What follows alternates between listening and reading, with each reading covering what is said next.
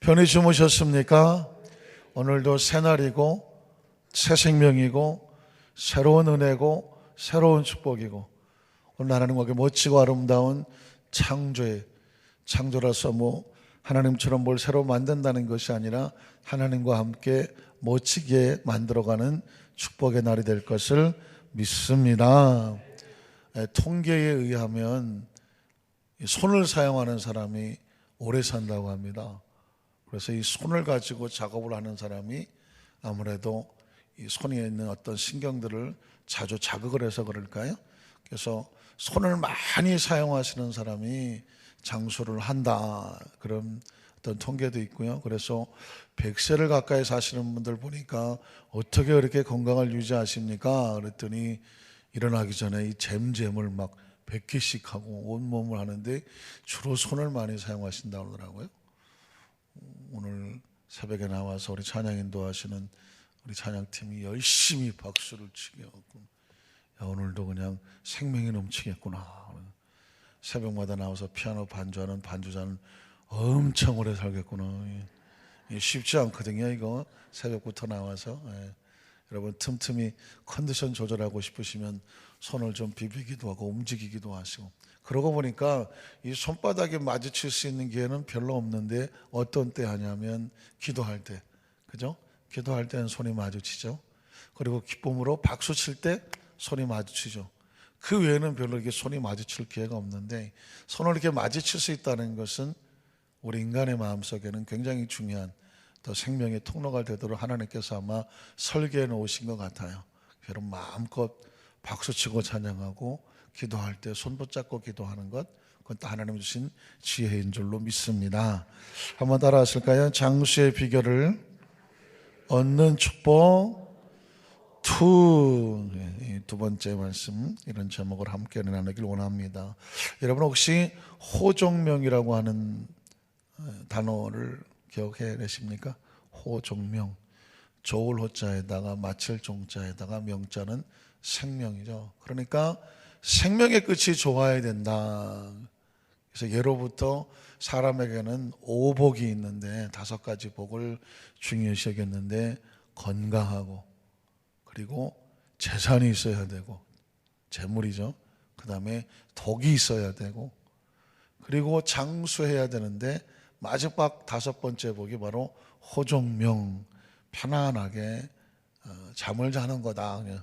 여기서 잠을 잔다는 것은 이제 숨을 거두는 거다. 그래서 이건 크리스찬 신앙과 상관없이 아주 예로부터 인간들이 지혜를 얻어서, 사람의 삶을 살아가는데 5가지 복은 필요한데 건강해야 되는 거예요. 그러니까 건강을 제일 먼저 꼽았더라고요. 그리고 재물이 있어야 무슨 거부가 되진 않더라도 삶을 살아가는데 물질의 부족함이 없어야 생활이 되니까, 그래서 재물을 따졌고요. 그러고 난 다음에 인간답게 서로 영향을 끼치려면 덕이 있어야 되는 거예요. 덕 있는 사람이 되는 것도 굉장히 중요하죠. 건강하고 재물만 있는데 덕이 없어서 사람들이 좋아하지를 않아요. 가까이 하지를 않아요. 존중해 주지를 않아요.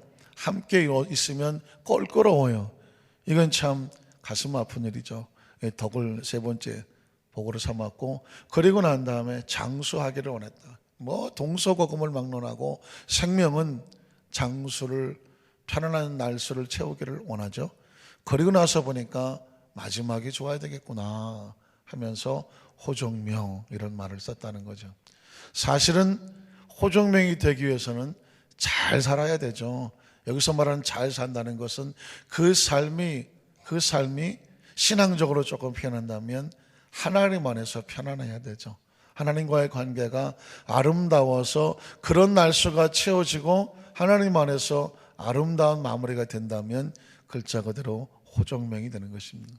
이번 10월달 새벽예배 말씀을 함께 나누면서 하나님이 주신 것은 이런 가장 원초적이고 기본적인 생명의 날수를 채우면서 건강과 장수가 떼어놓을 수가 없고, 그 장수와 함께 역시 하나님 앞에 가는 호종명, 믿음 안에서 아름답게 승리의 찬양을 부르면서 천국을 가는 그 삶을 역시 떼어놓을 수가 없다는 것이죠.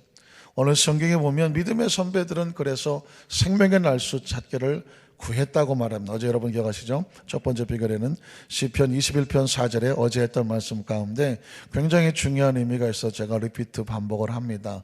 그가 생명을 구하매 그랬죠. 생명은 뭐 하는 거다? 구하는 거다. 주께서 그에게 주셨으니 그 영원한 장소로 서이다. 그렇죠. 육신의 생명뿐만 아니라 영혼의 생명을 구하는 사람이 예수를 믿는 것입니다. 예수님이 길이고 진리고 생명이고 나는 부활이요 생명이다. 어렸을 때는 제가 예수님이 생명이란 말이 무슨 뜻인지 잘 이해가 되지를 않았습니다.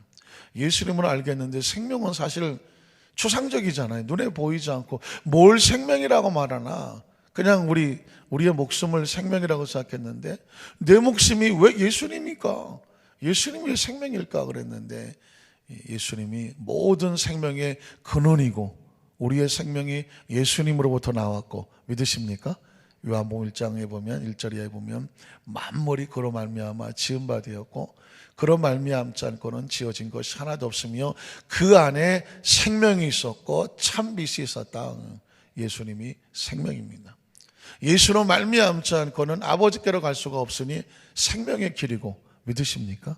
또 그를 믿는 자마다 멸망치 아니하고 영원히 사는 영생 영원한 장소를 얻게 하시니 예수님이 생명입니다. 그래서 예수님을 아는 것이 생명이고 믿는 것이 생명이고 예수님과 함께하는 것이 생명이고 믿으십니까? 마침내 예수님 예비하신 집에서 영원히 거하는 것이 바로 영원한 생명의 축복인 줄로 믿습니다. 그러니 생명을 구해야 되죠. 오늘 성경 본문에 보면 시편 33편 12절로 16절에 보면 생명을 사모하고 그러죠. 생명을 사모하고 연수를 사랑하여 복받기를 원하는 사람이 누구뇨? 그랬죠. 생명을 사모하고 연수를 사랑하는 것도 우리나라 사람들 동양 속에서만 그거를 오복이라고 생각하지 않았어요. 성경 속에서도 생명을 사모하고 연수를 사랑하는 것이 무엇이다? 복을 받는 것이다. 사실 이건 복이라기보단 가장 인간이 삶을 살아가는데 기본적인 것이죠. 기본적인 것. 그래서 그렇게 하기 원하는 사람은 어떻게 해라? 13절에 보니까 내 혀를 악에서 금하며 굉장히 중요하죠. 생명을 오래 살고 연수를 사모하려면 제일 먼저 튀어나온 단어가 뭐냐면 뭐를 악에서 금해라? 혀를 악에서 금하라. 내 입술을 거짓말에서 금해라. 이유는 뭘까요? 악을 버리고 선을 행하며 화평을 찾아 따를지어다. 야훼 눈은 의인을 향 어떤 의인? 지혜롭고 슬기롭고 혀가 악하지 아니한 의인을 향하시고 그의 귀는 그들의 부르짖음에 그 입술의 부르짖음에서 나오는 소리에 귀를 기울이시니 16절에 야훼 얼굴은 악을 행하는 자를 향하사 그들의 자취를 땅에서 끊으려 하시는도다. 그러니까 이 혀는 장수뿐만 아니라 생명을 좌지우지하는 어마어마한 요즘 젊은 사람들 이야기로 어마무시한 능력이 있는 것이죠. 우린 첫 번째로 죽고 사는 것이 혀에 달려있다는 사실을 기억하셔야 됩니다. 한번 따라 하실까요? 죽고 사는 것이 혀에, 말에, 입술의 고백에 달려 있습니다. 잠언 18장 20절로 21절에 보면 사람은 입에 나오는 열매로 말미암아 배부르게 된다. 나쁜 말을 하면 나쁜 말로 배부르게 되고 좋은 말을 하면 좋은 말로 배부르게 됩니다. 그 입에서 나오는 걸로 말미암아 만족하게 된다고 말했어요. 좋은 것으로 만족하든 나쁜 것으로 만족하든 결과와 선택은 누구에게 달렸을까요? 자신에게 달려있어요.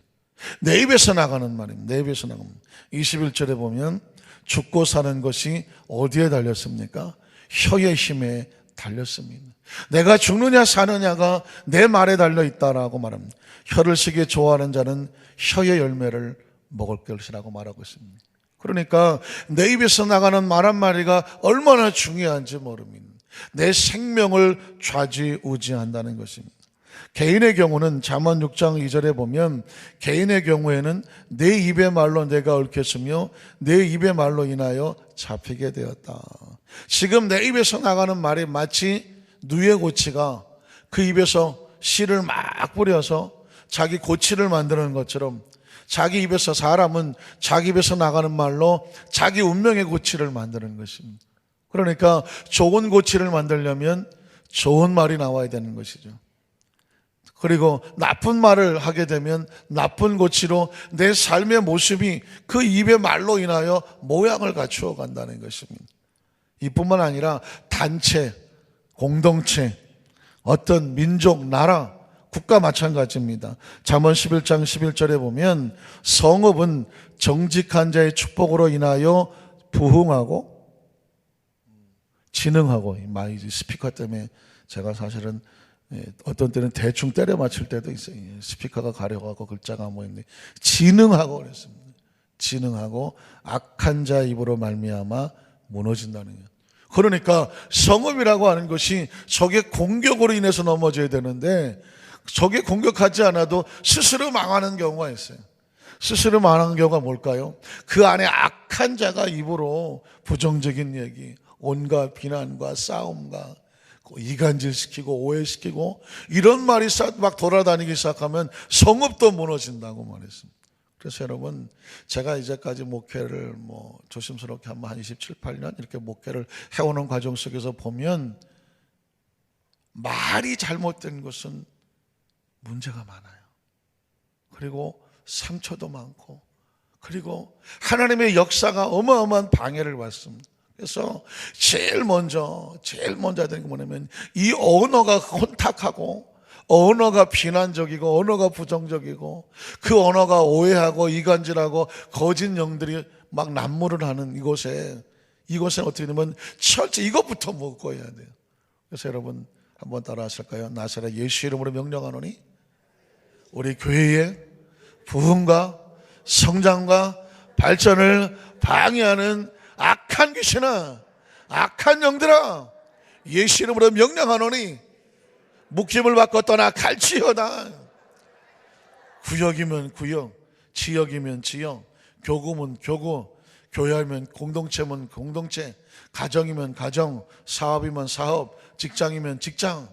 여러분, 끊임없이 영적으로 충동질시켜서 우리 입의 말을 부정적이게 하고 이간질하게 하고 거짓말하게 하고 오해하게 하고 싸우게 하고 전투적이게 되게 하고 비난하게 하고 비판하게 하고, 이런 입에서 나오는 이 부정적인 이 언어들이 가정을 무너뜨립니다.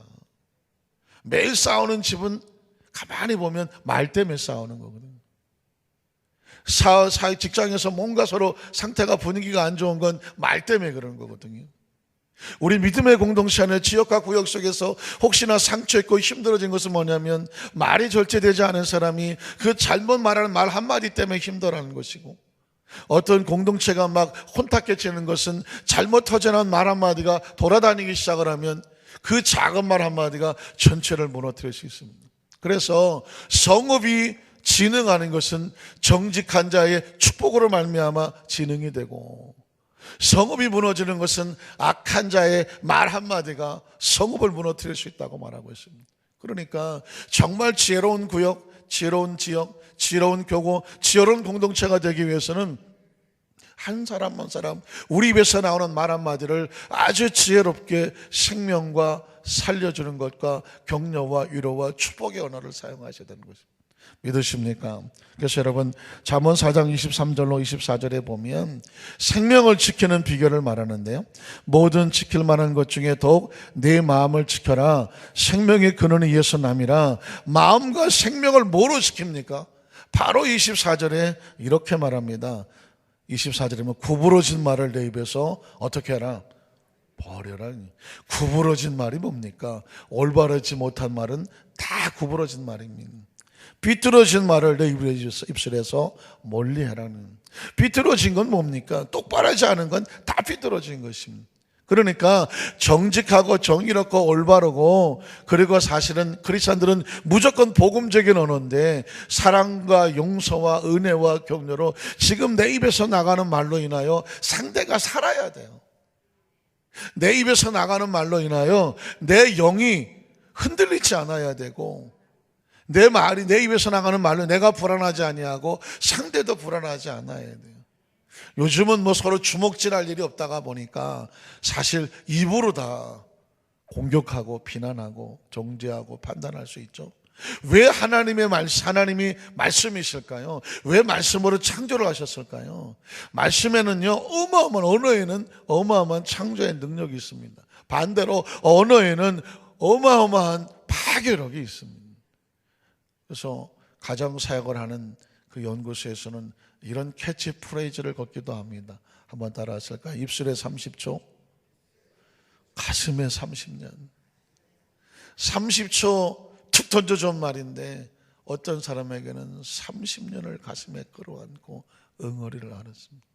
혹시 여러분 마음가운데 막 심각한 우울증이나 또는 이런 마음속에 화병이나 아니면 마음속에 막 늘 속이 상하거나 늘 아무 일도 없는 것 같은데도 갑자기 그냥 막 열이 확 올라오고 뭐 온몸을 어디 아픈 데도 없는 것 같은데 막 온몸이 맥이 빠지고 막 슬프고 눈물이 나고 막 그런 증세가 생긴다고 하면 그건 어렸을 때든가 자라는 과정 속에서 누군가 그냥 가슴에 송곳으로 꽉 찔러대는 듯한 언어를 그 가슴에서 빼내지 못해서 그래요.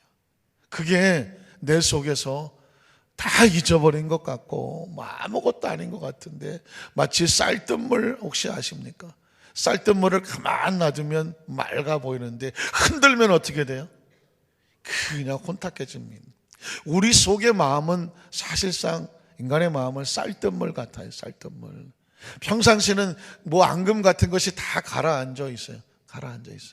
그런데 이게 어떤 상황 속에서 흔들리면 다 올라와요. 다 올라. 언제 보면 알아요? 부부싸움 할 때 보면. 부부싸움 할 때. 평상시 뭐 잘 재본다가 뭐가 뭐 티격태격 해갖고 뭐 하다 보면 막 이러다 보면 옛날 거 다. 그래서 시간이 지날수록 부부간에 싸우면 남자가 진다 그래.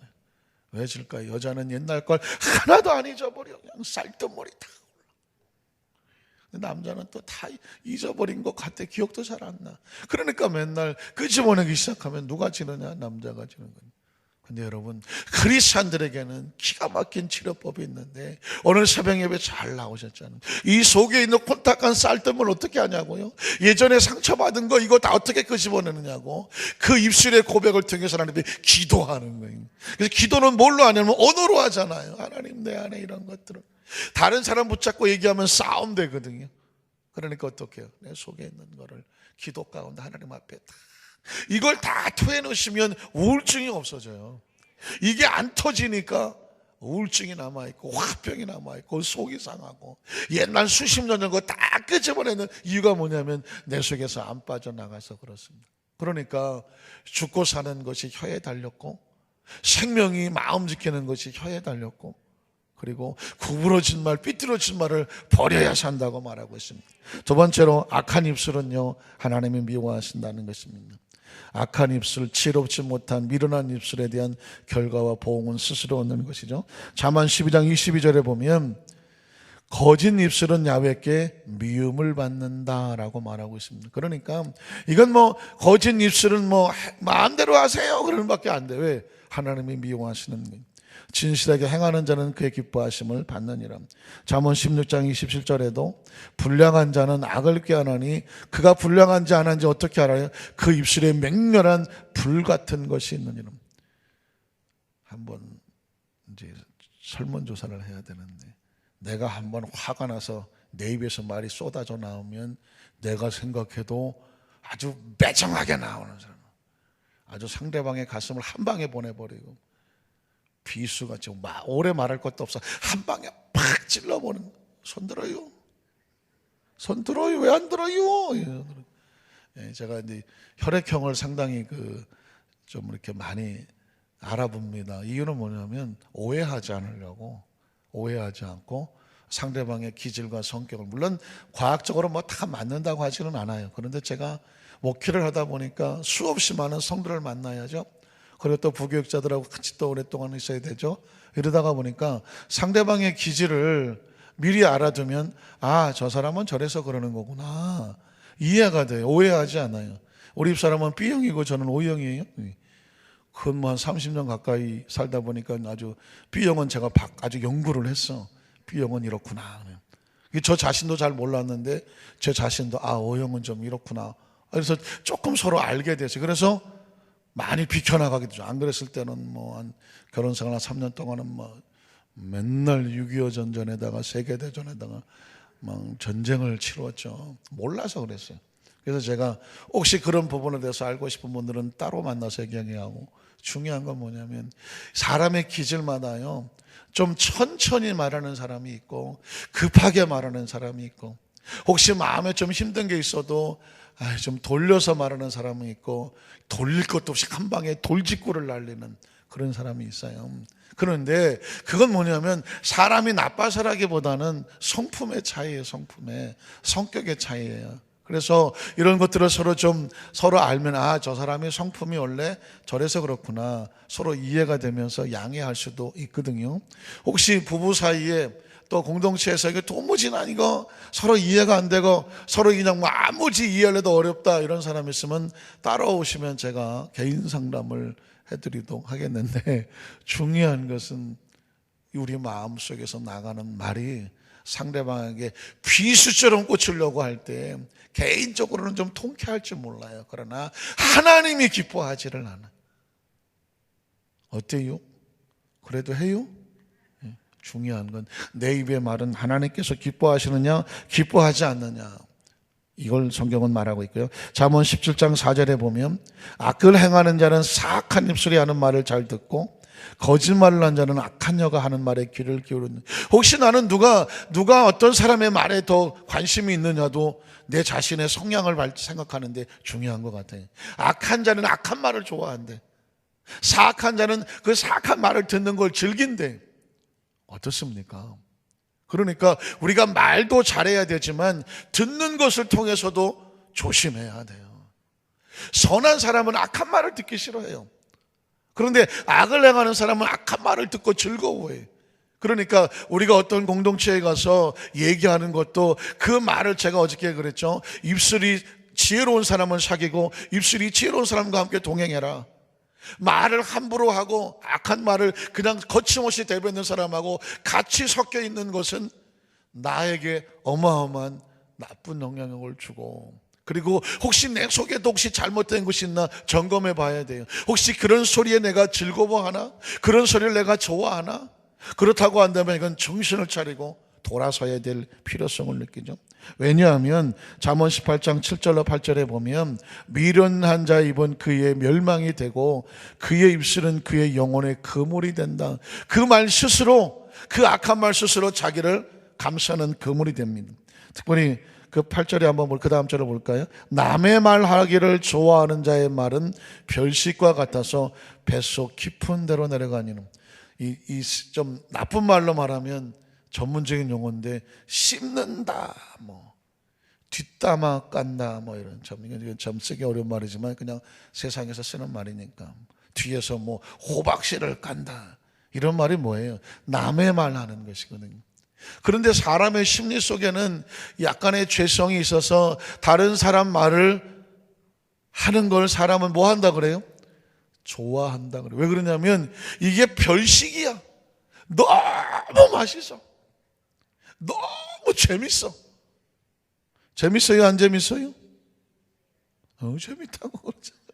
그런데 성경은 말합니다. 남의 말 하기를 좋아하는 자의 말은 별식과 같아서, 이게 얼마나 아주 그냥 재밌냐면 뱃속 깊은 데까지 들어가서 재미있어. 하라는 거예요? 하지 말라는 거예요? 인간은 본능적으로 다른 사람 말하는 것을 통해서 희열을 느끼고 재미를 느끼고 별식같이 아주 그냥 기쁨이, 나쁜 기쁨이죠, 충만할지 모르지만 그 앞에 말했죠. 미련한 자의 말은 그것이 그물이 되어서 스스로 자기를 얽매이게 된다고 말했습니다. 제가 그 전에 그냥 음식을 하나 잘못 먹었어요. 광주 어딜 갔더니 저 마장동에서 바로 직수입한 거라고 그냥 생고기를 갖다가 먹더라고요. 근데 저는 생고기를 잘 안 먹어봤거든요. 근데 가만히 이제 계산을 하고 있는데 아주 맛있다고, 이거 귀한 거라고, 아무나 구할 수 없는 거라고 그냥 거기서 바로 가져온 거라서 막 먹길래, 그래 내가 못 먹는 게 뭐 있어 하면서 그걸 갖다 약간 깨림직한데 먹었어요. 아니나 다를까 정확하게 일주일을 고생했어요. 와, 그때 제가 뼈저리게 하나님 앞에 회개한 적이 있습니다. 하나님 메시지죠. 네 입은 쓰레기통이 아니다. 입에 들어가는 거 반드시 걸러 먹어라. 네가 꺼림칙하고 원하지 않는 걸 왜 먹어? 왜 남들이 먹는다고 다 따라 먹고 앉아 있어? 그래서 그 입에 들어가는 걸 철저하게 관리를 해줘야 속이 편안해. 입이 들어가는 순간 이미 끝났어. 그건 이제 내 손을 떠난 거예요. 마찬가지로 우리 입에서 나오는 말은 나오는 순간 나를 떠났어. 이건 통제할 수가 없어. 통제할 수가 없어. 그래서 입에서 나오는 말을 아주 조심스럽게 아주 관리를 잘해서 한마디 한마디를 정확하게 쏟아야 돼요. 왜냐하면 마치 상한 거거나 잘못된 음식이 입술에 이 목을 넘어가는 순간 이미 내 통제를 끝났어. 이제 뱃속의 전쟁이에요. 마찬가지로 내 입에서 나오는 말이 혹시 구역이든 지역이든 공동체든 아니면 가정이든 사업이든 직장이든 어떤 모임이든 그 말 한마디가 바깥에 이미 터지는 순간 이제 이건 내 통제를 떠났어요. 어떤 일이 벌어질지는 아무도 모르는 것입니다. 그래서 성경에 잠언 15장 결론적으로 가면은요 15장 1절로 2절에 보면 유순한 대답은 분노를 쉬게 하여도 과격한 말은 너를 격동하느냐. 자, 유순한 말을 할 것인가 과격한 말을 할 것인가. 2절에 보면 지혜 있는 자의 혀는 지식을 선히 베풀고 미련한 자의 입은 미련한 것을 쏟느니라. 지혜 있는 자의 혀가 될 것인가 미련한 자의 입이 될 것인가 선택해야 되냐. 4절에 보면 온순한 혀는 곧 생명나무이지만 패역한 혀는 마음을 상하게 하느니라. 온순한 혀가 될 것인가 패역한 혀가 될 것인가. 그래서 생명을 살릴 것인가 마음을 상하게 할 것인가. 선택은 누구에게 달렸나요? 장수와 생명을 사모하는 지혜로운 자의 선택에 달려 있습니다. 간절히 바라기는 장수하고 호정명한다는 것은 어느 날 우연히 떨어지는 것이 아니라 매일매일 삶 속에 우리가 어떤 언어를 사용하느냐에 따라서 그것이 내 생명에 또는 가족의 생명에 공동체의 생명에 영향을 미치는 것이죠. 우리 모든 성도들 삶의 현장 가운데 안산교회 성도들이 움직이는 곳에는 생명나무와 같이 생명을 살리는 아름다운 그런 믿음의 언어의 사용자들 되시기를 주님의 이름으로 축복합니다.